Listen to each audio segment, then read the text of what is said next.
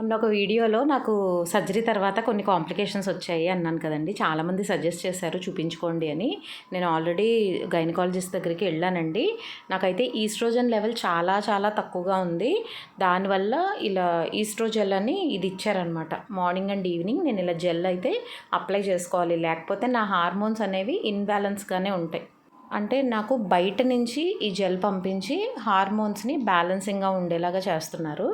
అంటే ఇది చాలా పెద్ద స్టోరీలేండి, నేను సింప్లిఫై చేసి చెప్పేస్తాను. దీనివల్ల నాకేంటంటే ఈ హార్ట్ ఫ్లాషెస్ కానీ, డిప్రెషన్ ఇలాంటివన్నీ పక్కన పెడితే ఫిజికల్గా నేను ఒక 2 విషయాల్లో చాలా చాలా ఇబ్బంది పడుతున్నానండి. అందులో ఫస్ట్‌ది టెయిల్ బోన్ పెయిన్. ఇదేంటంటే ఎక్కువసేపు నిలబడి సడన్‌గా కూర్చోలేను. ఎక్కువసేపు కూర్చొని సడన్‌గా లేవలేను. ఈ ప్రాబ్లమ్ చాలా చాలా ఇబ్బంది పడుతున్నాను. ఇదంతా సర్జరీ తర్వాతేనండి. నాకు యుట్రస్‌తో పాటు ఓవరీస్ తీసేయడం వల్ల ఈ ప్రాబ్లమ్ అంతా వచ్చింది. మామూలుగా మెనోపాజ్ అంటే 45-50, 55 అలా ఉంటది. నాది ప్రీమెచ్యూర్ మెనోపాజ్ అనమాట. అంటే 40 లోపే నాకు మెనోపాజ్ సింప్టమ్స్ అన్నీ వచ్చాయి. అప్పటినుంచి నేను ఈ ప్రాబ్లమ్ ఫేస్ చేస్తున్నాను. ఈ మధ్య బాగా ఎక్కువైపోయింది. అందుకే దీన్నైతే తెప్పించుకున్నాను. ఇది డోనట్ పిల్లో అంటారు. ఎక్కువ బ్యాక్ పెయిన్ ఉన్న వాళ్ళకి, ఇలా టెయిల్ బోన్ పెయిన్ ఉన్న వాళ్ళకి బాగా హెల్ప్‌ఫుల్ అవుతుంది.